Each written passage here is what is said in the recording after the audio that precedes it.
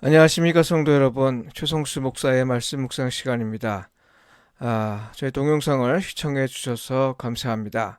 오늘도 주 안에 거하시면서 성령님의 인도함을 받는 하루를 보내시길 바라고요.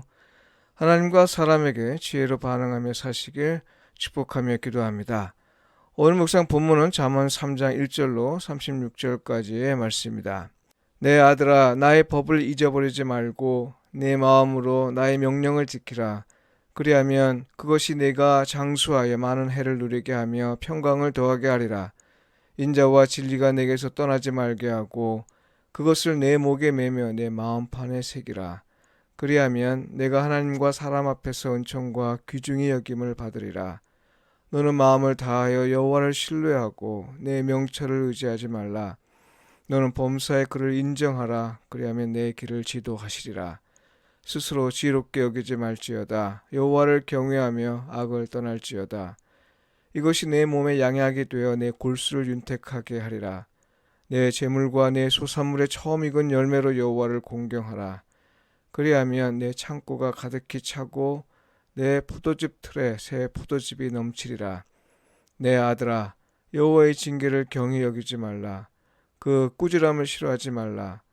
대저 여호와께서 그 사랑하시는 자를 징계하시기를 마치 아비가 그 기뻐하는 아들을 징계함 같이 하시느니라. 지혜를 얻은 자와 명철을 얻은 자는 복이 있나니 이는 지혜를 얻는 것이 은을 얻는 것보다 낫고 그 이익이 정금보다 나음이니라. 지혜는 진주보다 귀하니 내가 사모하는 모든 것으로도 이에 비교할 수 없도다. 그의 오른손에는 장수가 있고 그의 왼손에는 부귀가 있나니 그 길은 즐거운 길이요 그의 지름길은 다 평강이니라. 지혜는 그 얻은 자에게 생명나무라. 지혜를 가진 자는 복되도다. 여호와께서는 지혜로 땅에 터를 놓으셨으며 명철로 하늘을 견고히 세우셨고 그의 지식으로 깊은 바다를 갈라지게 하셨으며 공중에서 이슬이 내리게 하셨느니라.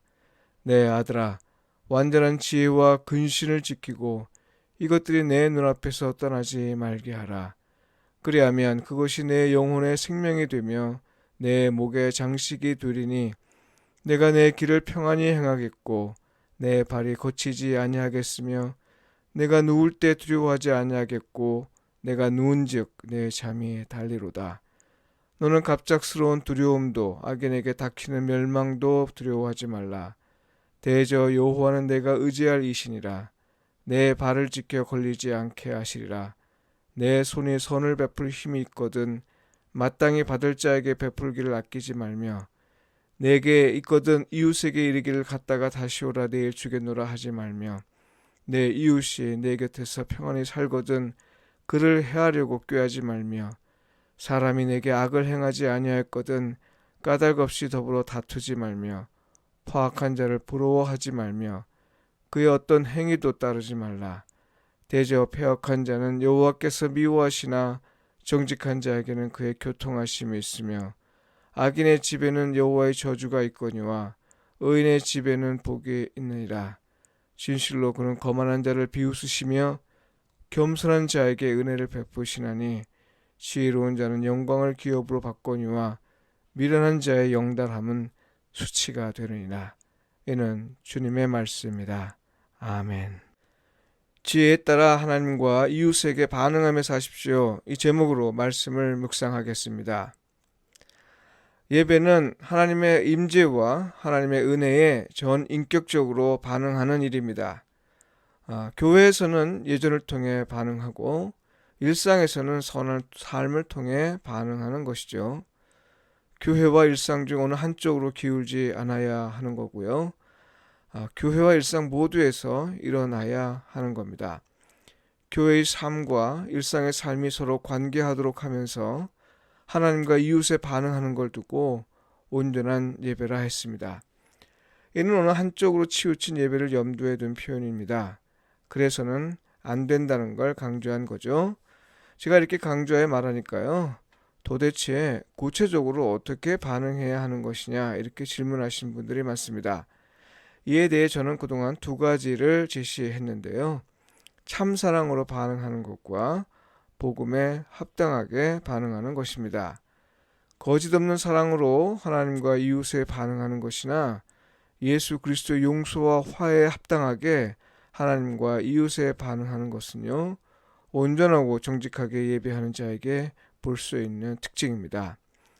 그런데 오늘 묵상 본문에 보면요, 온전한 예배를 가능케 하는 것이 바로 지혜임을 알려줍니다.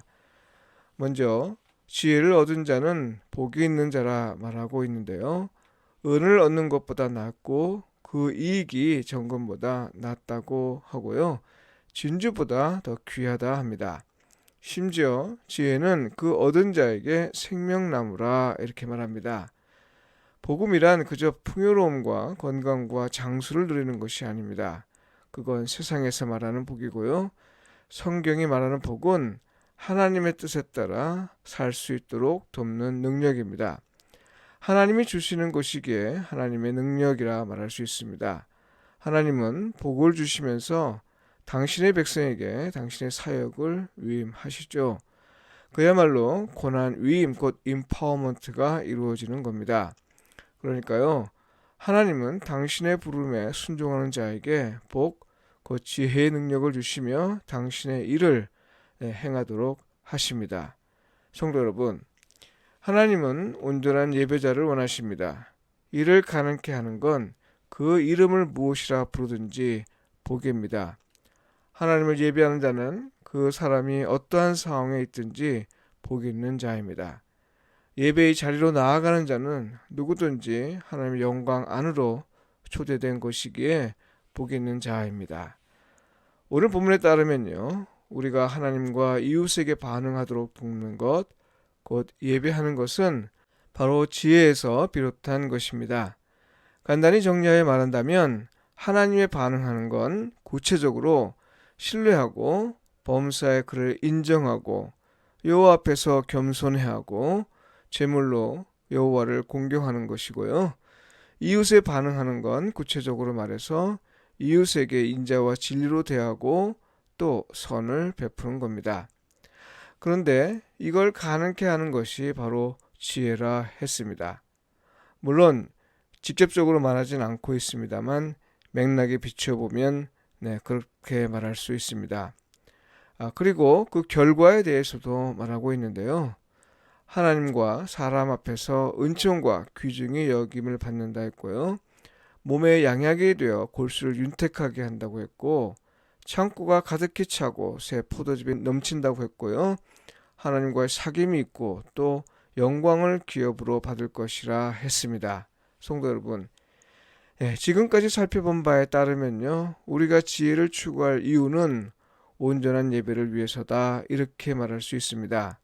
왜냐하면 지혜는 우리로 하나님과 이웃의 참사랑으로 또 복음에 합당하게 반응하며 살도록 돕는 능력이기 때문입니다. 기도드리겠습니다. 온전한 예배를 원하신 하나님, 우리에게 지혜를 주소서. 하나님과 이웃에게 어떻게 반응하며 살아야 할지 알지 못하는 우리에게 지혜를 주셔서 깨닫게 하시고 깨달음을 실천에 옮기게 하소서. 지혜가 이끄는 대로 하나님과 이웃의 참사랑으로 또 복음에 합당하게 반응하며 살게 하소서. 예수님의 이름으로 기도합니다. 아멘.